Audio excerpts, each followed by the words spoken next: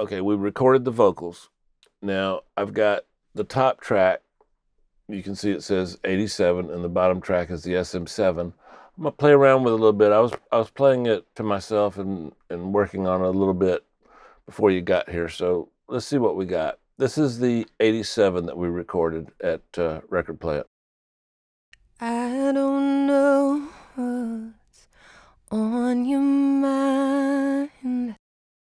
Heard a little bit of somewhere between 400 and 600. Felt like I could add a little bit of top. So let me see what I did. I think that's about what I did.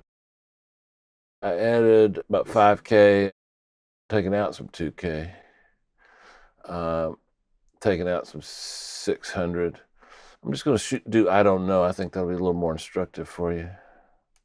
On the word no, you hear some weird things going on. I don't know.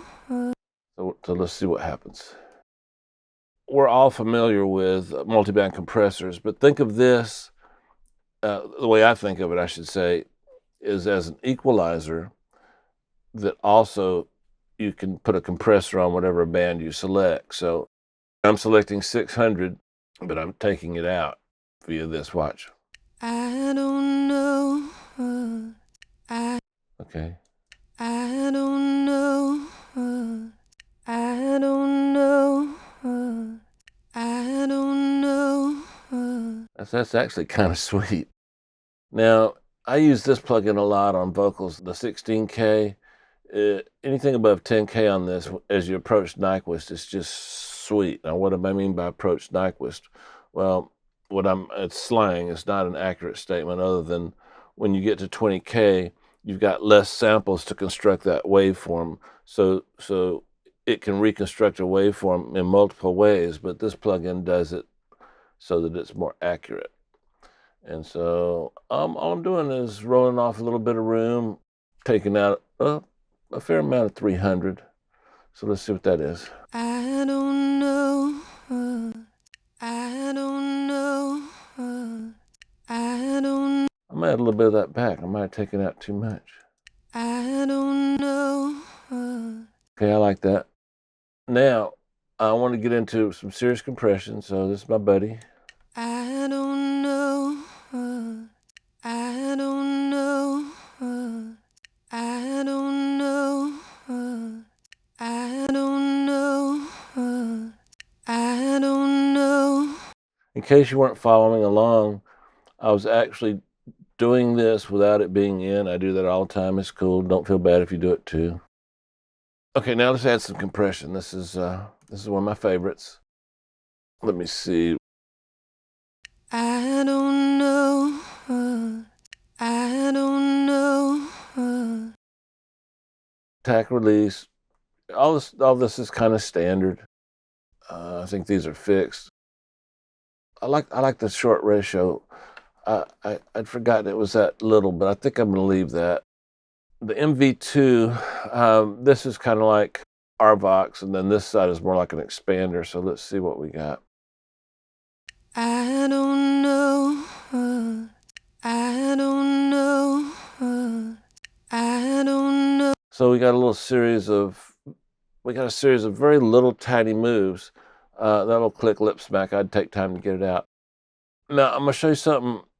I just had a feeling this would work. Colin at McDSP designed this for dialogue in movies, but we're not putting this into any music. So I'm thinking, man, I'll make it sound good for the guys that are watching this by adding a little bit of a plug-in that's designed for dialogue. And I think it turned out good. I like it. Watch this. I don't know what's on your mind. Okay, check it out. Watch this. I don't know what's on your mind. I like it. The point is, when you get a feeling that you want to try something, go ahead. Now, in terms of effects, I was thinking when Leandro tracked this, you saw him put the long EMT plate, and I think you saw Esthero, who's the singer. You saw her say how much she liked this plate, so I left it. I don't know what's. And then I added a chamber on the Bricasti. I don't know what? Let me take this off and show you this. I learned this from Alan Meyerson.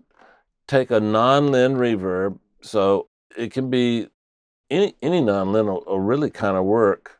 Let me find my RMX. This is the classic non-len. You can see it right here. I didn't even touch it. I just pulled it up. Watch this. I don't know. I don't know what's on your mind. I don't know what's in you. I don't know. I don't know. It's like magic, man. It's so cool. And then I added a little bit of delay. This is just a multi-tap delay. So let's put them all in together and see what we got. If you feel like standing up and giving me applause, please go ahead. I don't know what's on your mind. I don't know what's in you.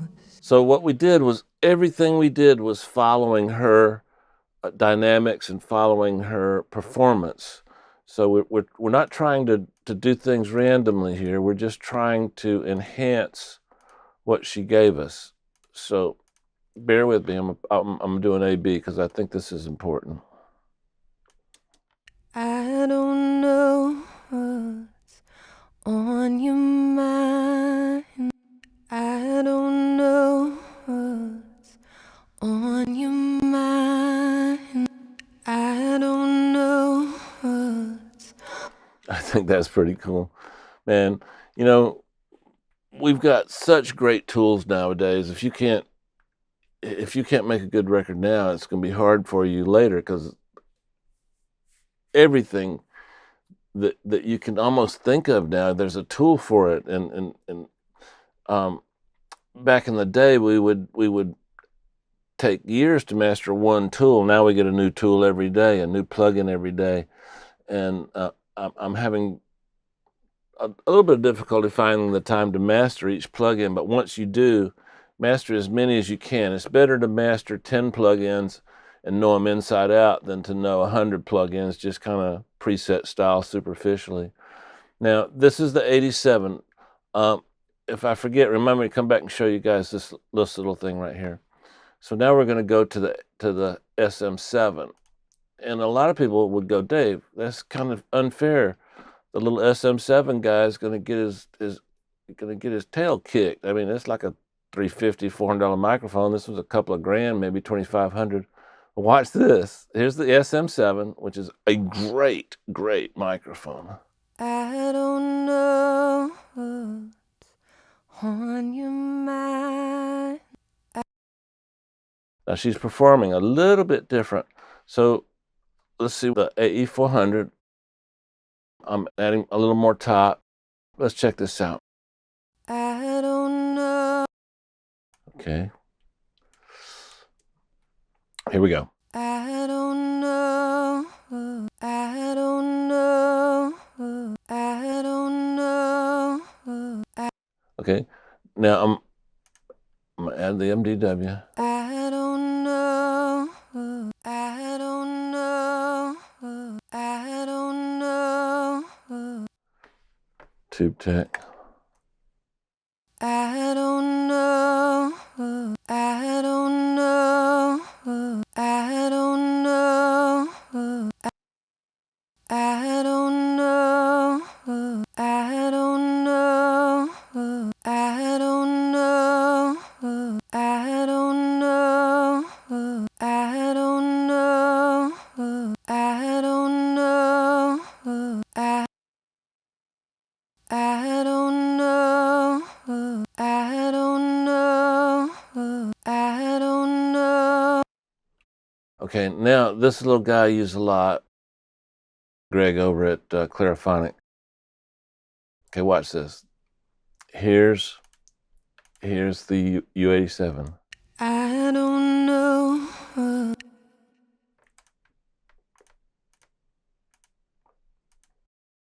We're still listening to the 87. I don't know. Now, listen to SM7. I don't know. Sounds a little lifeless. Now watch this. I don't know. I don't know. I don't know. I don't know. I don't know. I don't know. I don't know. I don't. I don't know. I don't know. It can be done, right? That's pretty good.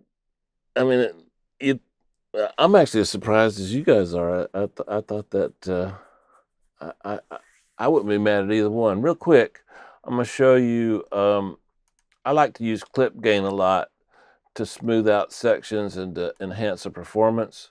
I'm just gonna show you on this I'm gonna show you on the SM7, I think. Okay, now I've removed all the clip gain. Check it out.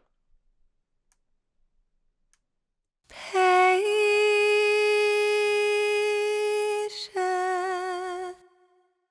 In the track, it might be different, but I thought it would have a little more impact if it was like this. So now I'm putting the clip gain. Watch. I pull this note down a little bit, let her slide into it, and I added a little bit of performance to this long note. Watch. Patient.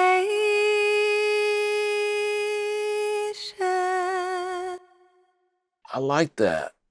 It might be a little too much. Let's get a little more subtle with it. Patient.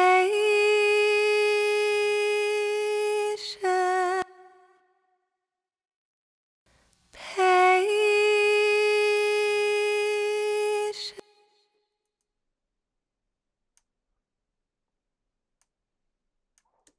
Patient. Sometimes when I've got a little long note like this, I like to dip the middle. It just kind of adds a little bit of mystery to it. Patient.